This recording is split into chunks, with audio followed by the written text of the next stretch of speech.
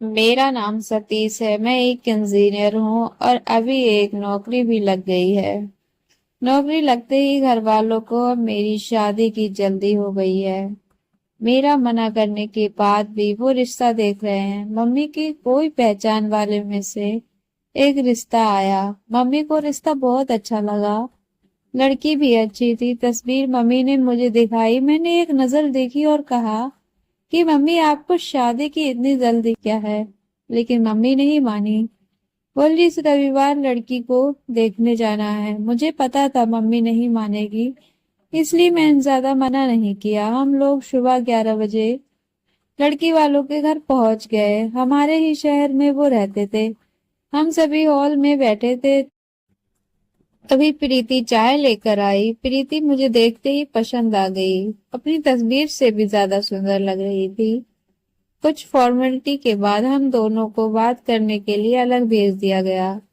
कुछ देर कमरे में खामोशी के बाद प्रीति और मैंने एक दूसरे से कई सवाल किए। मुझे वो अच्छी लगी।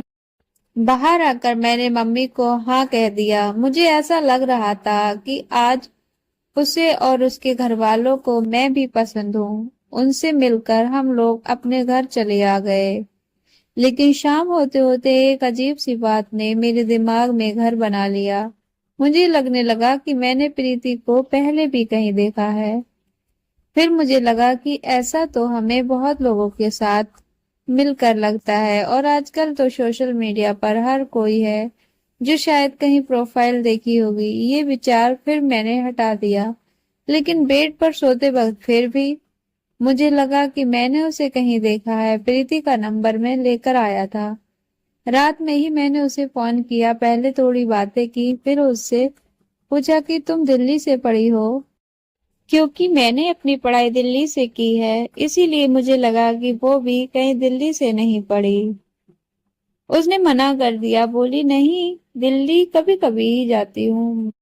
बात देखा जाए तो बहुत छोटी थी, लेकिन मुझे अब वो खटक रही थी। मुझे कुछ याद नहीं था, लेकिन ऐसा लग रहा था कि पता नहीं कैसा, पर मैं बस जानना चाहता था कि मैंने उसे कहाँ देखा है। प्रीति से एक दो बार और मिलने पर मुझे यकीन सा होने लगा कि मैंने इसे जरूर इससे पहले कहीं देखा है। मैंने प्रीति से बहुत सवाल किए। उसने पूछा कि क्या वो मुझसे पहले किसी से प्यार करती थी या उसका कोई बॉयफ्रेंड था। प्रीति ने मना किया। कहा फ्रेंड थे लेकिन बॉयफ्रेंड नहीं था। प्रीति सुंदर थी। अब मुझे ये लगने लगा कि वो मुझसे झूठ बोल रही है। मैं उससे मिलता और बातें भी करता था, लेकिन अभी भी वही सवाल था कि मैंने उसे कहाँ देखा है। फिर मैंने अपने दोस्तों को सभी को प्रीति की तस्वीर दिखाई, ये कहकर कि मेरी शादी होने वाली है। मैं ये भी सोच रहा था कि शायद किसी और से प्रीति को देखा है, कि वो सब भी मेरे साथ ही पड़े हैं। लेकिन किसी ने कुछ नहीं कहा। बहुत दिनों के बाद इस परेशानी को मैंने हल करना चाहा। मैंने सोचा चाहे जो हो, अब मैं उससे सीधे बात करूंगा।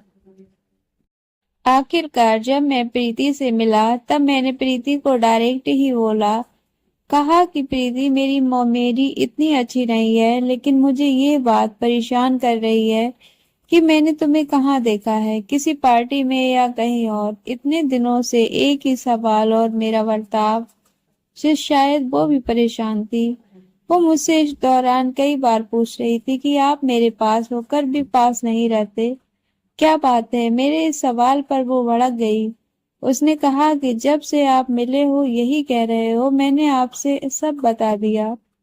आप कहना क्या चाहते हैं, कहाँ देखा है आपने? आप खुल के बताएं, क्या बोलना चाहते हैं? आपको मुझ पर भरोसा नहीं है तो आप शादी मत कीजिए। इतना कहकर वो उठकर चली गई। एक तरफ मेरी मम्मी शादी की तैयारी कर रही थी, दूसरी तरफ हमारा झगड़ा हो रहा था। अब मैं सोच रहा था कि शायद हमारा कुछ नहीं होगा। अब 2 से 3 दिन हो गए, प्रीति की कॉल नहीं आया। मैंने भी उसे नहीं लगाया। मुझे समझ नहीं आ रहा था कि मैं इस बात से इतना परेशान क्यों हो रहा हूँ। फिर मुझे सुबह प्रीति का कॉल आया। उसने कहा कि आपके सवाल का जवाब मैं देती हूँ, आप मिल सकते हैं मुझे। आपको कुछ दिखाने के साथ समझाना भी पड़ेगा। मैं प्रीति से मिलने गया, उसने कहा कि अभी मैं कुछ दिखाने वाली हूँ, उससे आपको याद आ जाएगा कि आपने मुझे कहाँ देखा है। इतना बोलकर उसने अपने बैग से मोबाइल निकाला और उसमें एक वीडियो क्लिप दिखाई। वीडियो में जब मैं कॉलेज के लास्ट ईयर में था, तब एक रेस्टोरेंट में 4 से 5 लड़कियां बेवजह मेरी टेबल पर आ गई थी। मुझे कहने लगी कि मैं उनकी फोटो ले रहा हूँ। मैंने मना किया तो उनसे बहस हो गई। प्रीति बोली कि मैं उस समय दिल्ली अपनी कजिन बहन के पास गई थी। वो सोशल मीडिया पर प्रैंक वीडियो अपलोड करती है। उस समय मोबाइल मेरे हाथ में था और मैं वीडियो बना रही थी। तुम्हारे बाल उस समय बड़े थे और करीब 3 साल पुरानी बात हो गई, इसीलिए मैं तुम्हें पहचान नहीं पाई। वो प्रैंक था, वहां सब जानते थे, रेस्टोरेंट वाले भी। वीडियो खत्म होते ही हम तुम्हें सॉरी भी बोलते, लेकिन तुम तो बहुत डर गए थे। तुम्हारी तो बोलती ही बंद हो गई थी और उठकर चले गए। तुम्हें लगा ये सब सच था।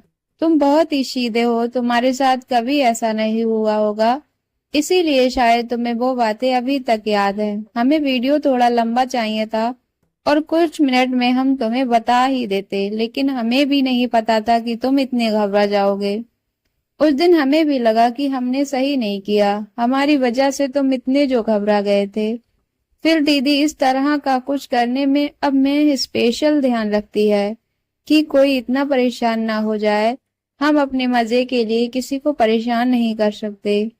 ये हमें उस दिन एहसास हुआ था, इसीलिए दीदी ने तुम्हारा वीडियो भी अपलोड नहीं किया था।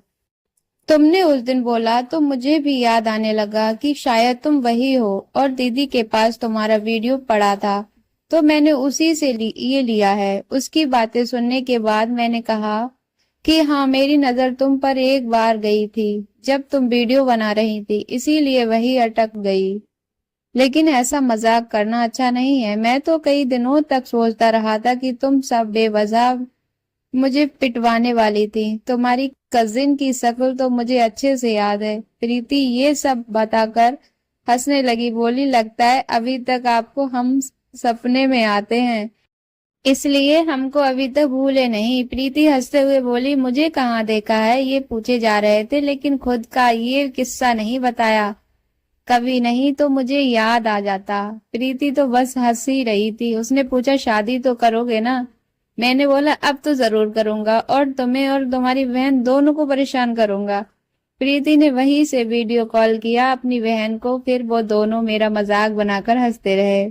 उसकी बहन बोली कि जीजा जी सारी जिंदगी के लिए अपनी मुट्ठी में आ गए, अब जीजा जी ने ज्यादा परेशान किया तो उनका वीडियो वायरल कर देंगे। अब मुझे मेरे सारे सवालों का जवाब मिल गया था। आज के इस स्पेशल मीडिया और वायरल वीडियो के दौर में हर किसी को ये ध्यान जरूर रखना चाहिए कि किसी का वीडियो उसकी मर्जी के बिना अपलोड नहीं करना चाहिए।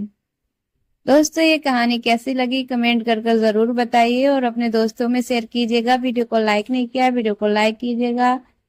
चैनल पर नए हो तो चैनल को सब्सक्राइब कर लीजिएगा। मिलते हैं नेक्स्ट वीडियो में। Thanks for watching.